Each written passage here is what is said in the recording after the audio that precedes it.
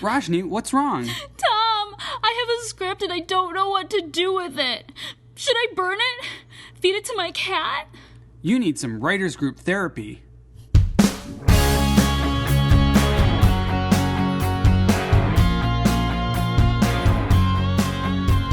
Hello and welcome to Writers Group Therapy.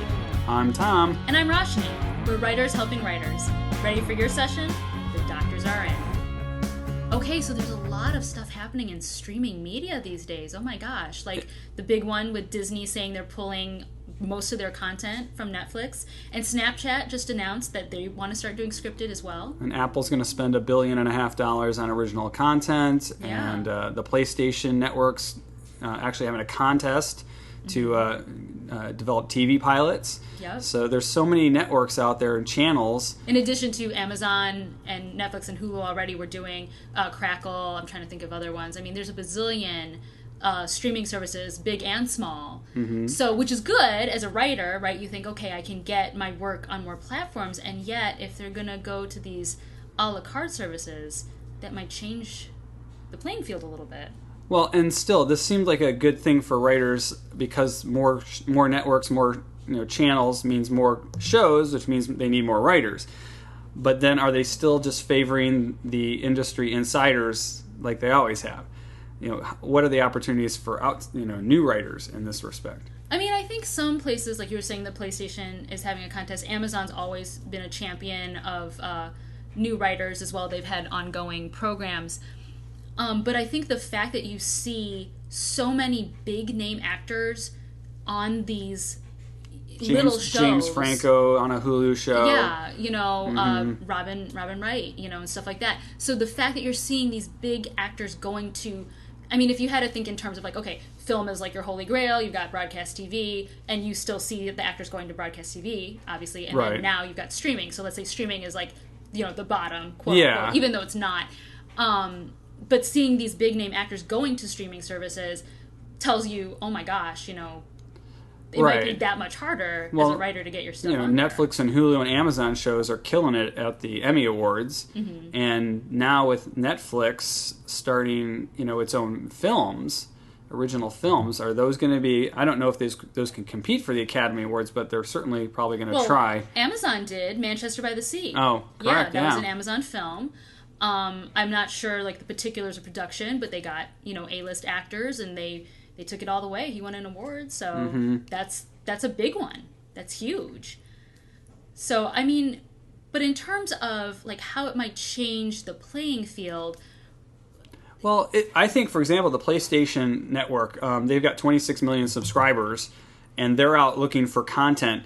And that content needs to be for their audience. And that's a very specific audience of people on the PlayStation Network. You're talking about gamers, generally skews a little on the male side, younger, of course. So they're kind of probably chasing after a similar audience to the CW with all their superhero shows and Riverdale and Pretty Little Liars and that kind of stuff. So there's audiences again for these new channels. So I mean, I do have to wonder, though, for example, if, let's say, all the Disney content is gone off Netflix, including the Marvel stuff, some places like Netflix and Hulu did not start out as a channel. Crackle started out as a dedicated channel of original content. Mm-hmm. Like Funny or Die or College Humor. Yeah, exactly. And even those two don't have apps. Funny or Die and College Humor, that's web. Mm-hmm. They don't have their own streaming app, at least I don't think so. Not to my knowledge. Yeah. But I wonder how services like Netflix and Hulu will survive if they have to go off the strength of their original content only, just because they weren't originally billed as that. And as a consumer, average Joe, I hear my friends who aren't in the industry talk about all the shows that they like to watch, but they probably aren't going to subscribe to 10 different channels so they can watch House of Cards and watch Man in High Castle and watch Disney and watch, and add it on. Yeah, it's too much money. It's kind of the a la carte, cable system that people wanted for years. They didn't want to pay for 1,000 channels. They didn't want to pay for the channels they wanted. So now, on the cable side, on the streaming side, the networks are taking their channels that were on cable or aren't cable and making them into separate, products. CBS, for example, the CBS All Access channel on Roku or Hulu or whatever, is going to be the only place to see the new Star Trek Discovery TV show. So that's just the first original show CBS is doing for that channel. Everything else on there is their other shows that are on broadcast still. So we haven't seen yet what they're going to do after this, if they're going to start making more content just for streaming. So, I mean, you can even stream movies ahead of time before they're released in the theater. I can't remember the name of it now. It was an anti-rom-com with, I believe, Amy Poehler. Oh, was it Trainwreck? No. That's oh, Amy Schumer. Amy Poehler. It was golly, I can't remember the name of it. It was her and her husband, and then you find out at the end that they're actually like broken up or something. It's like a reverse thing. Oh. Golly, I can't remember, but I remember it was a couple of years old now, and I remember streaming it before it came out in the theater. So there is a model. It's interesting. You just pay like, okay, $2, I can watch it at home. $2, wow. Or whatever. It was cheap. It was really cheap. I've heard of that with feature films, but it's more like $20 or something, or I feel even like it was more. really cheap. I feel like it was under 10 oh, really? to watch it. Okay. Yeah, and like you didn't have to go to the theater, and you just watch it on your. We had a big monitor at home, and it was like, oh, awesome. But I haven't seen that too much with films, that advanced streaming thing. There is a movement to do same day streaming and theater, but people like Christopher Nolan, the Batman movies, Interstellar, Dunkirk just came out. He's really opposed to it. He actually thinks that we should just go to the movies to see movies, and we shouldn't do that at home. But that's his opinion. So I mean, I can kind of see what he's thinking. This kind of deviates from streaming, but I have a photography background, and I've talked with fellow cinematographers about how film has changed in terms of how it's shot. For example, Ben-Hur, you would never have a Ben-Hur like that anymore with the big crowd scene and the chariot race, just because people are watching on a little iPhone, and you lose a lot on that little thing. So now when you watch TV and film, it's more close-ups, extreme close-ups, more on the face. And so there's certain movies, Lord of the Rings, Interstellar, you have to see that. Gravity, you have to see that in the theater because it's big and massive. But, like a rom-com, I can watch that at home because it's going to be close-ups. It's not this big sweeping thing. That's more of a visual thing. But it's interesting in terms of writing, too. When you're writing, you're like, do I need that big crowd scene? How are people watching it? Oh, they're watching it on a tablet. Yeah. They don't care about a big army crowd scene. It's not going to have the same weight for them. Right. You're going to lose something. Well, and most of online content, from a writing perspective, started as little, comedy skits, YouTube videos, React videos. Those sorts of things have been around for a long time.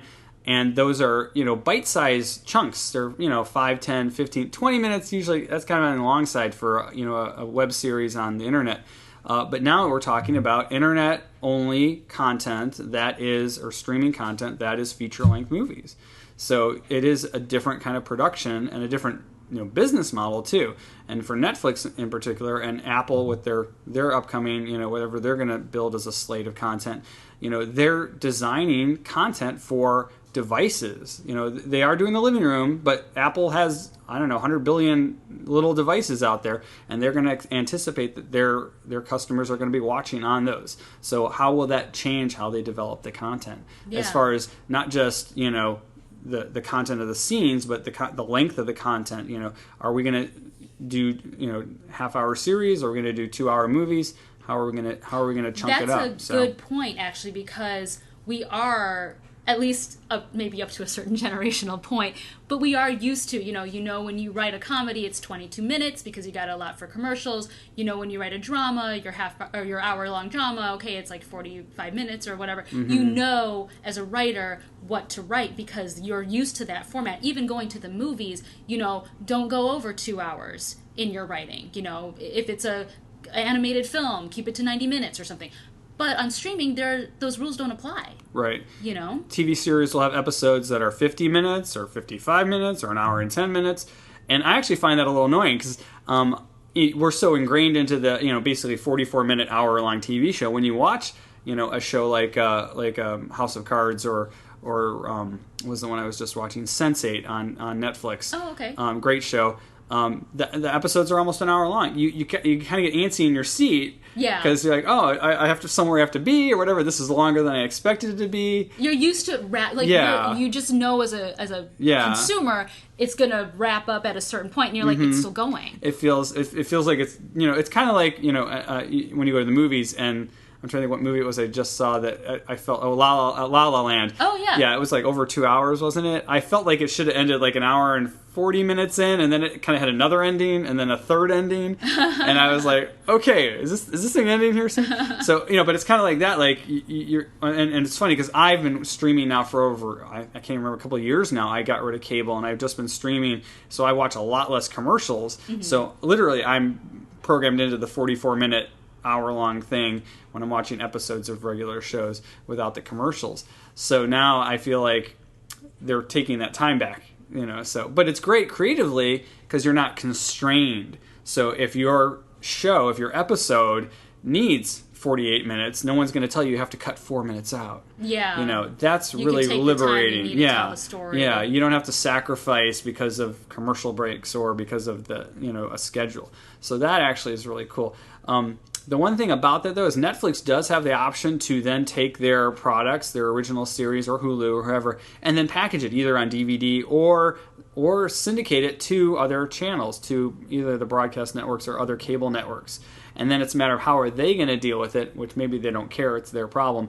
Are they going to have to edit it down for their format, or are they going to run things longer, or, so. Oh, yeah, but I mean, in terms of editing, if the story's written a certain way, you lose something. Yeah. I feel like, but if it's streaming, again, on all platforms, the rules don't apply. They probably would just play it as is. Yeah. I would think. Well, it's interesting. This is totally getting a little further off, but Bones, the Fox show, the forensics, it's an hour-long show here in the U.S. I have a friend in Poland who loves the show, and she came here and saw our show and was freaked out because their shows are only a half hour. Oh, really? They edit out all the gore in Poland. Oh, yeah, and she was she was horrified. She was like, "Oh my god, it's so gross." Oh my god. And so different cultures and different networks in other countries or whatever, they also have their own standards and differences. So that's the other thing. You wonder what's going to happen when things go that route too. Huh. So.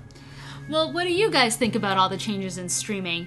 Tweet at us at WG Therapy. Check us out at writersgrouptherapy.com. Our show notes will also be up there. And if you like what you hear, subscribe and share it with your friends. We'll see you next week.